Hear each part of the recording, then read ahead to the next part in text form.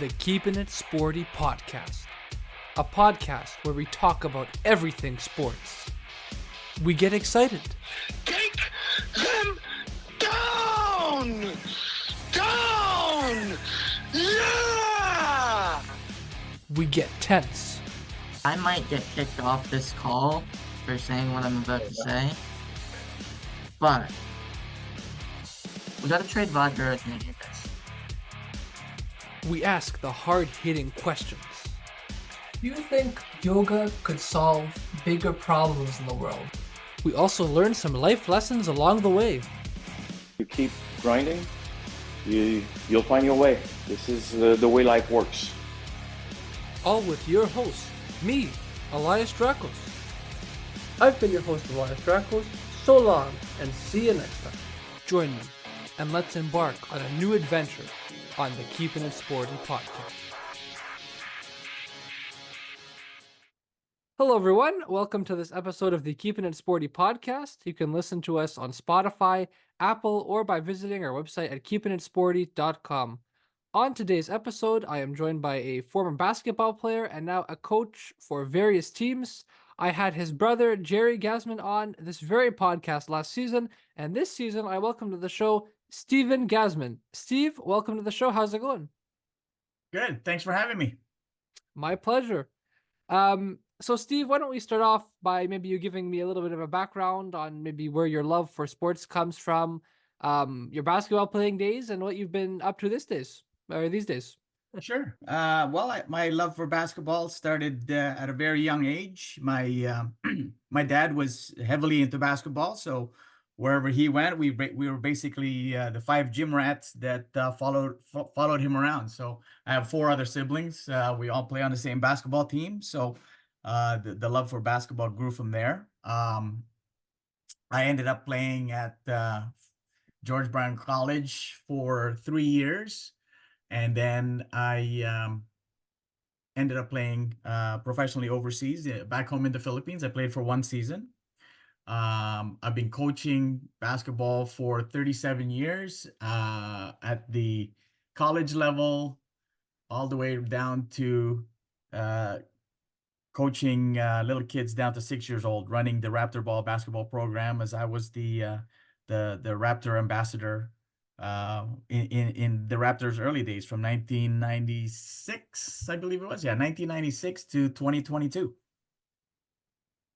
Wow, that's very cool. I didn't know that actually, that you were the Raptors ambassador for so long. That's very cool. Now, what kinds of opportunities did that entail for yourself? Basically, we were given the NBA platform to go out into our own communities. We served all the various cultural communities in Toronto. Saying no to drugs, staying in school. I don't know if you remember those, but those were the NBA platforms that we went out and basically served and preached through basketball those ideas. Now you also mentioned to me putting out fires this weekend, so I presume that you're a firefighter. Is that correct? No. Oh, no. I'm in, okay. I have my own business. I do a lot of construction project management for restaurants. In fact, Okay. I built the first Chick-fil-A restaurants here in Toronto. So Really? I was working with them for 7 years. Yeah. So the fires that I put out are just daily problems Hypothetical, on yes. the job sites. So yeah. Okay, well now I feel a bit like a moron for saying that, but All good, man. All good. that's okay. Well, we cleared it up. It's all good now. So okay. Obviously, you said you mentioned you played basketball at George Brown in the Philippines, which is very nice. What's maybe one memorable moment that from your playing days that you can, or an experience that you can maybe share with me? Well, in college, and maybe this is a potential lesson for anyone who's listening out there. When I made it to the George Brown basketball team, it was filled with a lot of Metro All-Stars. And me coming from a private school, I was a no-name. My second year, I just kept working hard in practice, and My second year there, I moved up the ranks to be from being the third point guard, I became the second point guard. And at the late in my second year, I became the most valuable player for the team. And then I was the captain and most valuable player for my third year. So going from nobody to that was I thought that was a big deal and gave me a lot of confidence actually in my skills. So yeah. Well, now you've taken what you've learned and have experienced through your playing days, and now you coach as well, if I'm Yes. correct. So Yep. you've been coaching for many years, from what I've heard. And why don't you talk a little bit about some of those teams that you've coached and maybe some of those experiences? Sure. I I always believe that when I coach the team, I took them from my first group of kids. I took them from the age of 6 and 7, all the way up to their age of 19. I kept the same guys basically, and my rule was, hey, if you follow the rules on my team, you'll automatically make it next year. If you want to leave, you leave. But I was fortunate enough. The kids stayed with me, and we won a lot of provincial tournaments. We were ranked number one in Canada at one point. A lot of my kids have gone on to play professionally overseas. They've gone to Division One schools, and they've made something out of basketball. And yeah, just just very proud of what they've become. They still come back to say hi to me whenever they're back in town. So that's a big thing for me. Yeah, I was gonna mention. I mean, you've also coached a few people or players who have played D1 in the U.S. and some Yes. who've played internationally. Yes. So Yep. it's pretty cool. I mean, that you have some children, or I guess children back then that were like 6, 7 years old, and then you got to coach them the entire way and kind of be their mentor. Yep. And I'm sure they're very grateful for that as well. Now, what's the most important thing you would say as a coach that you could tell them? I mean, whether it's basketball related or not. I mean, what's like one piece of advice that you could probably give them?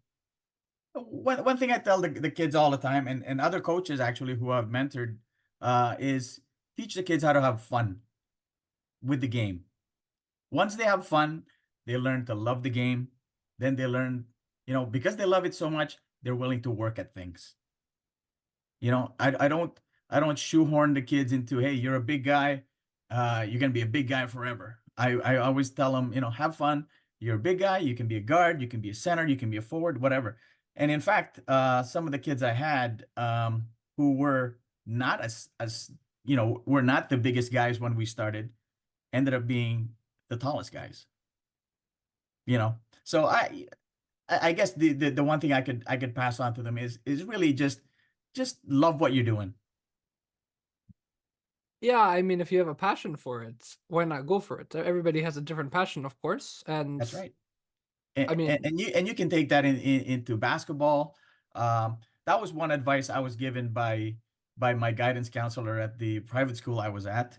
I was having troubles making decisions. I was at a business school, and it was time to choose. What direction I was going to in college, and it was either being an accountant, a lawyer, or an architect. mm, And his advice to me was, you know, follow your heart. What do you love doing? I was I love drawing, but I was good at law. I loved law, but I really loved drawing. So I ended up going to architectural school, and that's the passion I've had. And hey, I've been working out. I've been out of school for 37, 38 years, and I'm still in the construction industry, loving it. Not a day goes by that you don't want to get up. You don't feel like working. It's something you always get up for because I love it. It's not work for me. and those are the best kind of jobs, right? Absolutely. Absolutely. Exactly. Um, what strategies would you say you use to motivate your players and really build a positive team culture for everyone to play in? Um, like I said, for me, teaching them early, at a very early age, how to love the game, um, and and creating a real family atmosphere. And I think that was probably the biggest thing for us, because when they came on the court, they're friends off the court. First of all, they liked each other. We created that bond, we created that family atmosphere. So when we came on the court, it was tough to beat us because everybody's protecting each other, everybody's playing for each other. And I think that was the biggest thing. The X's and O's, yeah, okay, it was there, but I think just the fact that they loved playing with each other was the biggest thing. I mean, there's always that saying, teamwork makes the dream work. So I 100%. think that's 100%. very And if you important. and if you like the guy, shoulder to shoulder with you in the wars that you go in competition, how can you go wrong? Win or lose. Win as a team, lose as a team. That's You got it. always what they You got say. it.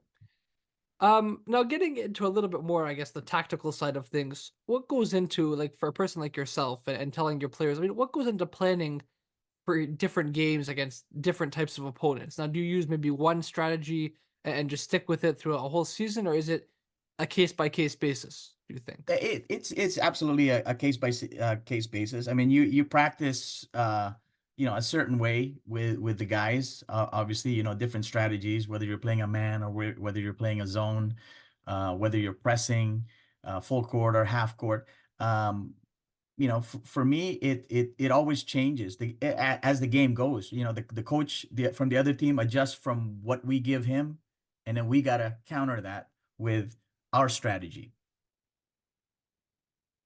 So yeah, I guess in short, yeah, it changes by game, by quarter, by season. Yeah, I was gonna say I'd imagine it changes per opponent. Obviously, it can't be the same, but Mhm. I figured I'd ask about it. Yeah, yeah, Um, 100%. so there's been a lot of talk these days in many different sports about data analytics. Mhm. Now, obviously, there's different ways to approach this, but do you prefer to base decisions off of stats as a coach, or are you more a traditional coach in that sense? I don't. I think there was my first group. I kept an actual stat of everybody, and because in certain parts of the game you're gonna need the right person in the right spot. If the other team is giving us the baselines all day long, I'm gonna put my best shooter on the baseline, uh, and knowing by data who's my best shooter on the left side or the right side or the 45 at the elbow or my 3-point shooters, knowing that it gives you a big advantage of who to slide in at the right time. Yeah, I was gonna say I guess it depends on how much data is available to you, but obviously it's always good to reference the data sometimes. Hmm. So it seems to me that you like to use a mixture of the two, Yep. which is probably the best way to go, which is terrific. Um, Now, what would you say is one of the more difficult things, maybe, or an overlooked thing as a coach? I think a lot of coaches these days, it's about winning. It's not. It's teaching the kids how to have fun. Teaching the kids, you know, it's not about just yelling at them to get them to do what you want. Because I think once they learn to love the game, they create that rapport with the coach, they trust you. Uh, you can get them to run through walls. So it's not about winning. I know a lot of coaches, oh, you pick 5 guys this year, and next year, sorry, you pick 10 guys this year, and then next year at the tryouts, you're looking for 5 new people. You got rid of those 5. Well, whose fault is that? Is that the players or the coach's fault? And having coached for many years, different kids develop at different speeds, different levels. you know some kids may only pick up or perfect 2 things this year, and the other guys are 5. But next year you see that kid who picked up 2 things this year, all of a sudden he's picked up he's ahead of the other guys, you know. So um I think you really need to get the kids to trust you, and they'll follow along. They'll develop. Everybody will develop. As soon as they love the game, they'll do whatever it takes to get there. Yeah, I agree. I mean, going back to the thing that you said about loving the game, that's Yeah. so important. It's so crucial because obviously, if you don't love what you do, why bother doing it at all? Which we mentioned a little bit earlier as well. Yeah. I wanted to speak now a little bit about criticism towards officiating because I know it's been a little bit of a hot button issue, and it always kind of has been. I mean, whenever you watch NBA, obviously there's always criticism of officials, even in high school basketball, in college, university, whatever. And I know for myself, I mean, I'm a baseball umpire, and Mhm. I've been doing it now for I guess 7 years, and I know that sometimes in the heat of the moment, coaches can say things, can do things that are not necessarily, I guess, good for the team or right for the team, and sometimes they are, sometimes they're not, obviously, depending on the situation. How do Mhm. you go about criticism towards officiating or the way that a referee calls a game, like from a coach's perspective? Well, I know there's a lot of coaches out there that like to, especially in basketball, they like to work the referees. You know, I tell the kids, you play the game the way a referee calls the game. No ands, ifs, or buts about it. If they call ticky tack fouls, then you got to play. You got to back off a little bit. If they let you be more physical, 100%, you got to go physical. But the one thing I tell the kids is, you do not say a word to the refs. That's my job. If something's got to be said to the ref, that's my job. If I feel that you guys are getting hurt because the refs are not doing their job, that's me. That's for me to say. Don't get your head all caught up in the referee not calling a foul or missing a call or whatever. So win or lose, I always tell the kids, go shake hands with the refs. Hey, they're human. Yeah. Now I presume that you're a pretty big Raptors fan if you're a big basketball guy and coach. Am I correct to say that? Oh yeah, yeah. Okay. From the start, like I said, I was the Raptors ambassador for from the day they started till 2022, 2002. Sorry. Yeah. Mhm. Let's talk a little about the team for a second. Now, what are your thoughts on the team they have this year?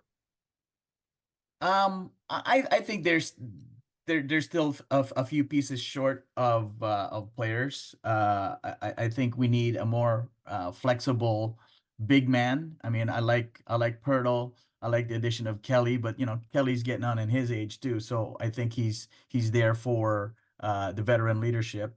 But he's still a nice player to have. He's you know, he can play outside, he can play inside. Um, I like where they're going with the young guys. I like the European style of play. You know, you've seen that in FIBA. You know, the FIBA World Basketball Championships this year. The game is so much faster. The ball is not sitting on one player's hand. You know, you've got all these teams. You know, the LeBron teams. You know, where LeBron holds the ball for 22 seconds and then either he shoots it or pass it off to somebody else. You know, the our style of play is move the ball. You're open, you're getting the ball. You know, not one guy holding the ball for so long. I like that. Mhm. Yeah, it goes back to that thing that we said about teamwork and collaboration. I mean, Yep. now going towards the coaching a little bit, obviously the Raptors made a lot of coaching decisions in the offseason, bringing in Darko and Mhm. all that. How can you, from a coaching perspective, again now, assess his role as a coach for the team so far? Um, I, I think it's unfair of me to rate him right now. I think he just got the pieces that he actually needs to be a European coach. You know, before with Siakam, hey, love Siakam. You know, but just holding on the ball too long. You know, now you've got these young guys that just, you know, hey, move around, run around, and you see how we move our offense. I think he's just now gotten the right pieces to be able to coach the way he's coach the way he's used to coaching. Yeah, I get it is a little bit early. I have to agree with you on that part. I mean, to give him a little bit of a critique because obviously it's still his first year, his first season as head coach of the Raptors, and obviously things so far haven't been panning out the way I'm sure he would have wanted them to, but obviously not obviously completely his fault. Yeah. Um, and there was the one game that I always love to bring up, and it also ties back to the criticism in officiating, and it was the one game against the Los Angeles Lakers, and I'm sure you know all about it. Yep. And I stayed up to watch the game, and let me tell you, I was not a happy camper at 1:30 a.m. until he came on and he started his little rant there, and I thought that was the moment. I said he's gonna be a good coach right there. What did you think about that moment right there? Just out of curiosity. I think it was good. He stood up for his guys. The officiating was definitely one-sided. Hmm. But like I said before, the refs will ref the way they ref. I think in the NBA is a little different because they ref based on your popularity. LeBron will get his calls versus a rookie who goes down and gets smashed. And he really has to earn his foul calls. I think the NBA that's the direction they're going, right? It's becoming a softer league. It's let's protect our superstars. But good on him. Hey, Yeah. he put it out there, and you can't argue the numbers. You can't argue the numbers in that game. I mean, when the free throws are what was it now? 20, 26-2, I think it was for the Yeah. Lakers or whatever in the fourth quarter, whatever it was. Yeah, it's pretty hard to bet against those stats right there. But Yeah. yeah, that game was quite something for sure. Finally, in your opinion, what makes for a great leader in sports? A great leader is somebody who lets their I'm talking as a coach, lets their kids grow into better players, human beings. Um, uh, Always has their back, always has the kids' backs, no matter what, on and off the court. Yeah, I think that's so crucial and potent that you do that you lead on and off the court because really and truly leading on the court is one thing and having that skill and natural ability, but off the court, talking to each other about when you're not doing well, when things are going wrong, or when you're having a good time as well. I think that's so important to Yeah, and talk to each other. I think that is um, again, I mentioned the coaches these days, and I'm doing my air quotes. The coaches these days are so caught up into into the winning aspect of coaching that they forget the foundation that they got to create for these kids. These kids are gonna grow up to be human beings. Men. They're gonna be men. You want them to stretch out and give back to the community just as you have as a coach. I grew up a single parent with my mom. My coaches were the ones who helped raise me, and I'm very grateful for them. And so that's what I'm hoping for with these kids, right? You teach them to be good human beings. Basketball player, if they become an NBA player, great. If basketball brings you the D1 scholarship, great. D2 scholarship, great. College scholarship, great. But you have to guide them and support them and build that foundation so that they can grow up to be good human beings. Yeah, I mean, whatever transpires off the court, if you're feeling good off the court, you'll do better on the court. 100%. 100%. Steve, thanks so much for taking the time to do this today. I really appreciate it. Hey, it's my pleasure. It was fun. Let's do it again. Yeah, for sure, for sure.